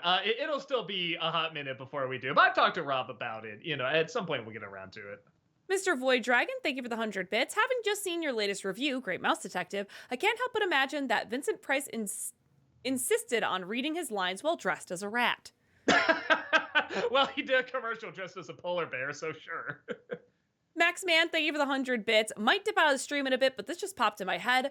The Five Nights at Freddy movie for Nostalgia Ween, since it's going to be on Peacock same day as it is in theaters. Oh, that's right. They did say, wait, so it is going to be on Peacock the same day, or? That's what Max Man is saying, yes. Okay. Yeah, I guess they did that with Halloween as well, the last Halloween movie. I guess it must have done well if they're doing it again. Yeah, I mean, I'm still not getting Peacock. I'm going to see it in the theater.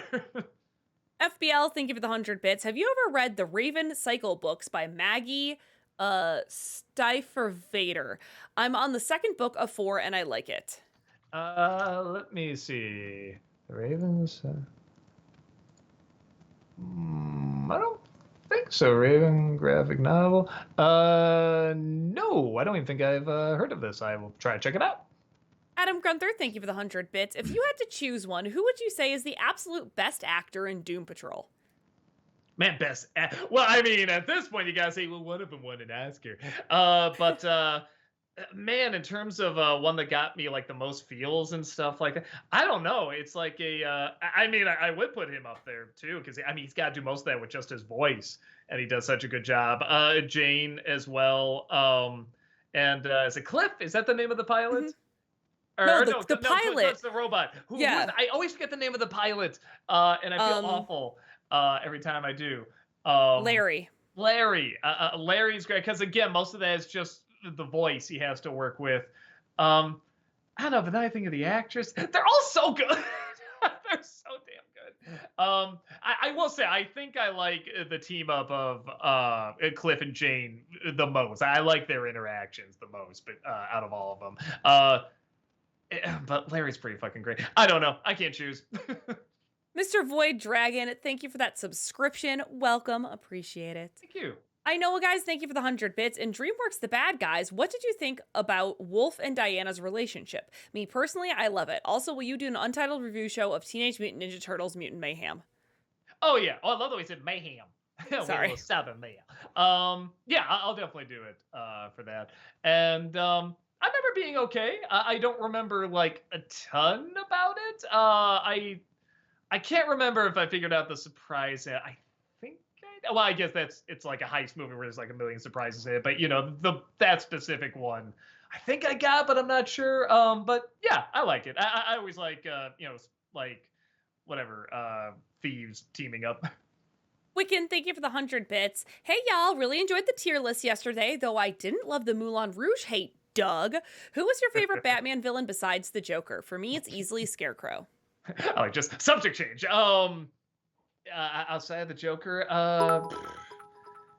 trying to think. Scarecrow's pretty damn great. God, there's so many good ones. Like maybe a toss up between like the Scarecrow and Catwoman.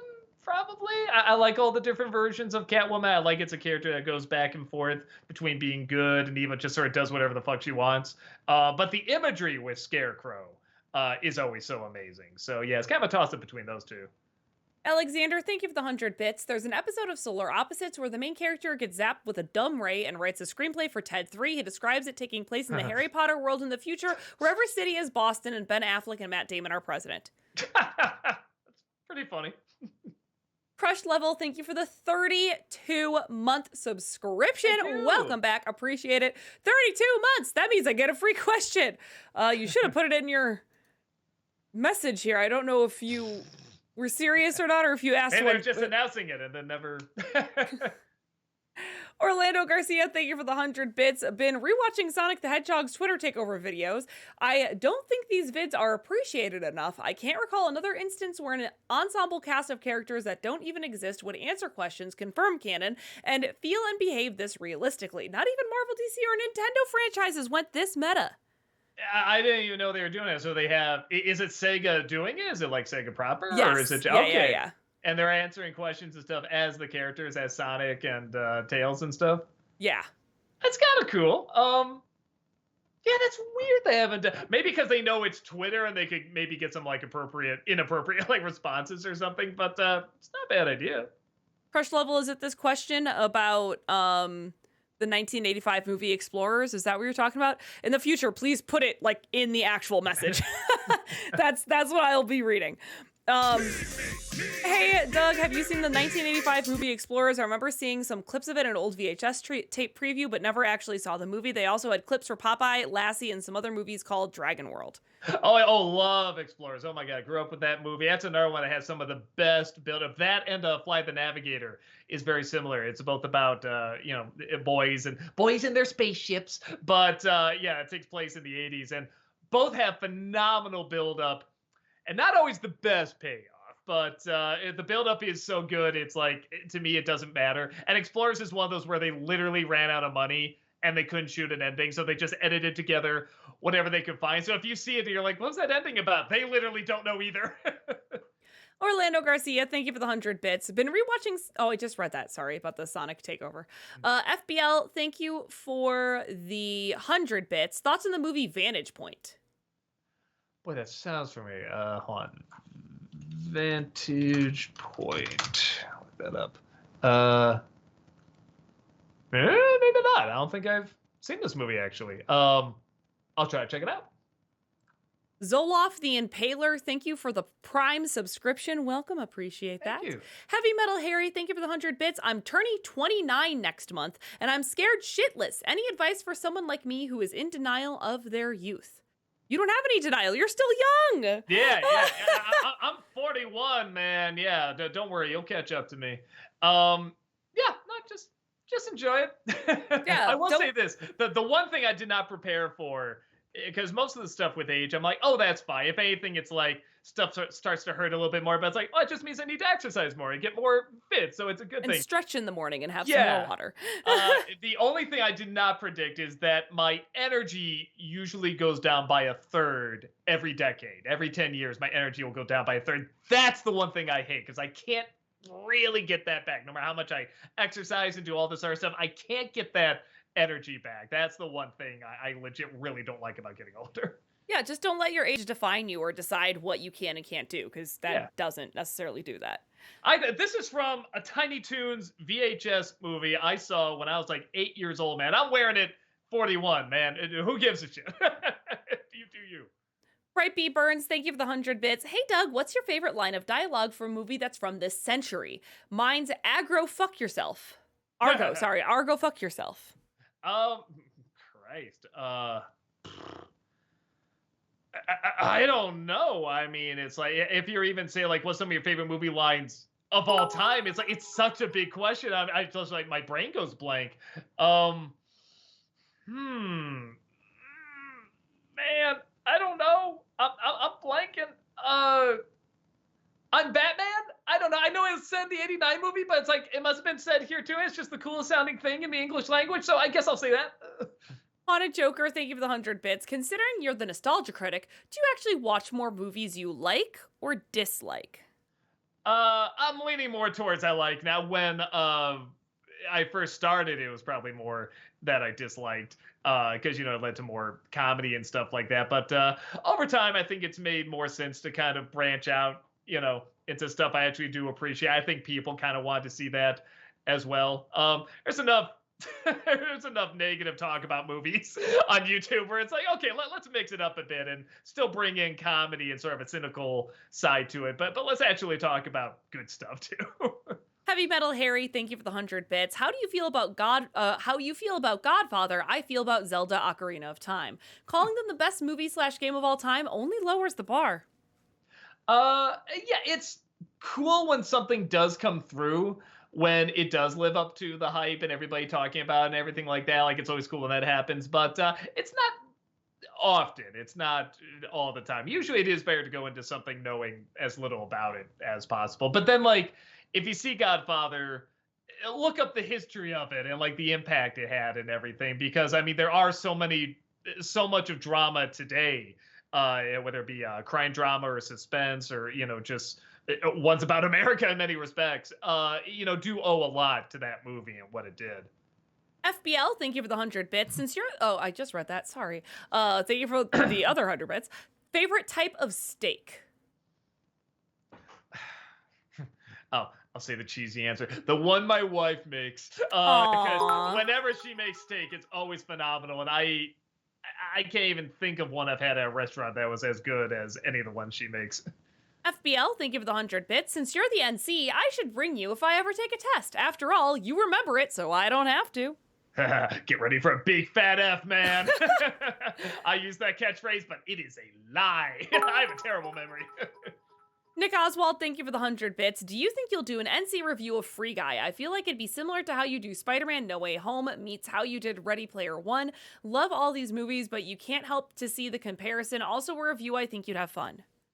Uh, I did Disney December on it, and I did do a vlog of it too. But Disney December, I went to a little bit more detail. I think that's good enough. I like the movie, but it's another one where I don't think I have a ton of passion to talk about it. But yeah, if you check out the Disney December, that's kind of my thoughts. FBL, thank you for the 100 bits. Since you mentioned the Fablemans, this is my take. Seth Rogen and Judd Hirsch were easily the best parts of an otherwise overlong and fairly pretentious movie. I still gotta see it too. Let me write that down so I don't forget, because that's always one that I never add to the list, and I should. But yeah, still haven't seen it. I should. A lot of people say it's good, but I will keep that in mind. FBL, thank you for the 100 bits. I know you stopped doing career dives, but if you ever return to it, I suggest Daniel Radcliffe. His post-Harry Potter career is filled with indies, including one where he plays a corpse.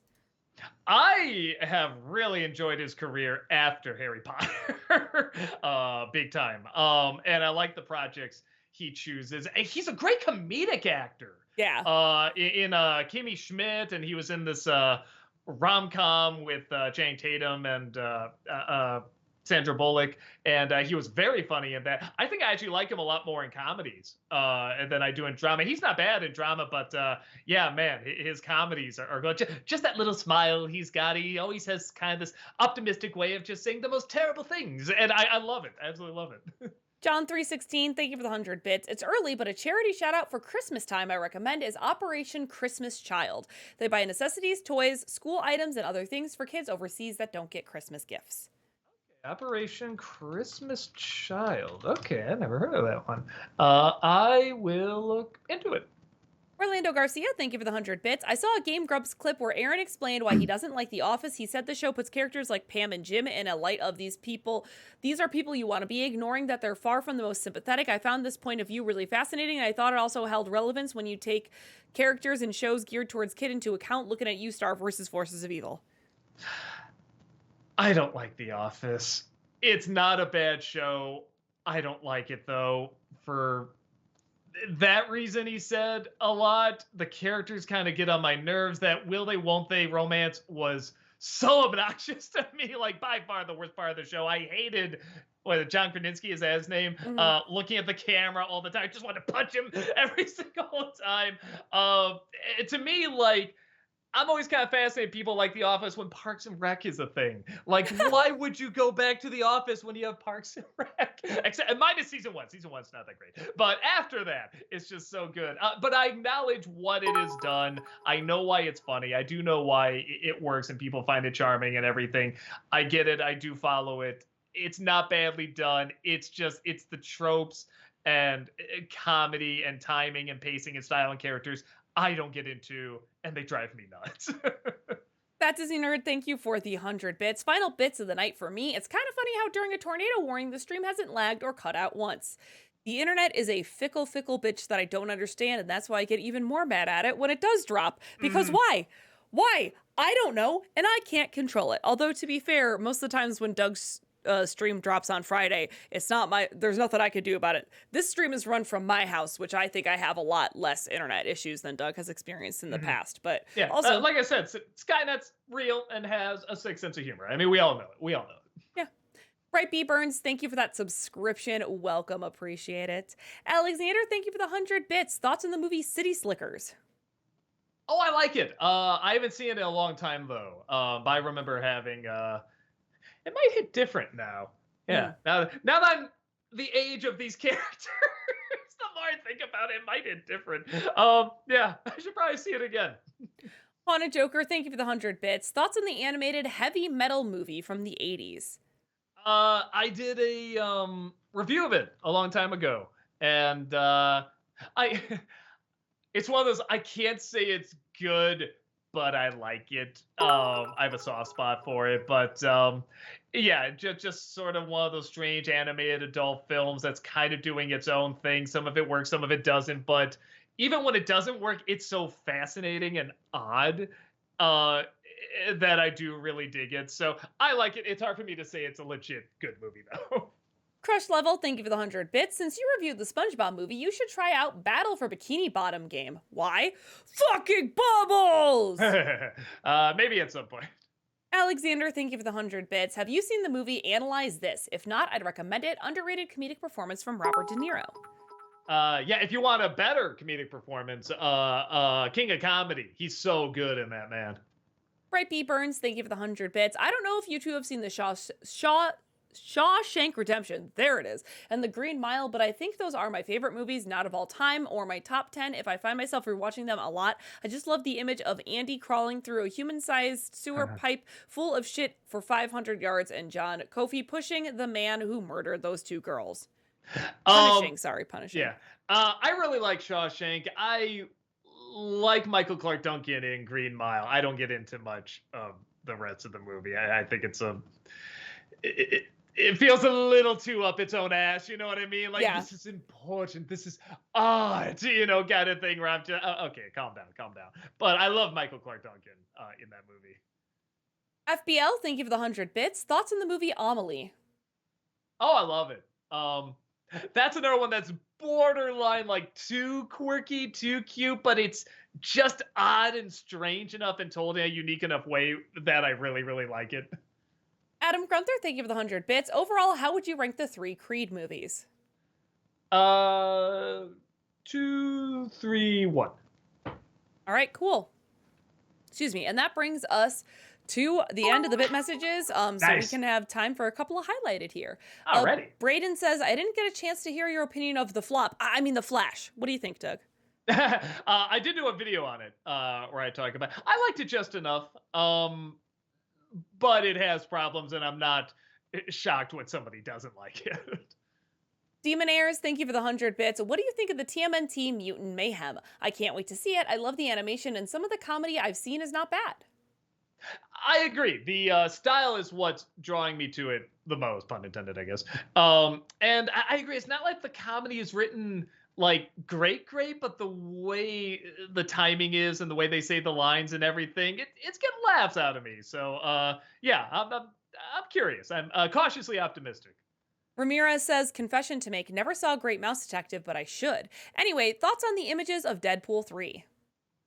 Oh man, I'm so excited to see that goddamn yellow Wolverine outfit. I need the mask though. It's not complete without the mask. I need to see Jackman in the mask. Lord R. Wolfen says, would you ever update your top 10 favorite characters list since you came across characters like Zuko or Axel? Yeah, Zuko I know would probably be like, he probably replaced Ed. There, yeah, I think that is one of my new favorite characters. I like Axel. I don't know if I like him that much.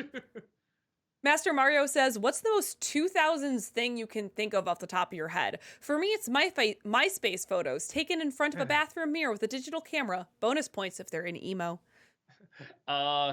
Charlie's Angels and Mission Impossible 2. Just when I think of the 2000s, I think of those and they kind of look alike too. They have a similar style. Blabble Block says, since you say you're gonna do it, when will you do an NC for Way of Water? Also, have you done an NC for the animated Transformers movie? I've searched if you've done it and haven't found it. No, I like that movie, but I feel like you need a super fan to talk about it because, I remember when they killed off Optimus Prime, I was just like, oh, that's weird, that's odd, okay, and just sort of went on with my life where like every diehard fan, that was just like their childhood just exploded and their heart was ripped out and everything. So I feel like I'm not the appropriate person to talk about. I feel like I can talk about, the newer movies, okay, but yeah, the animated one, I should leave that to the true diehard fans.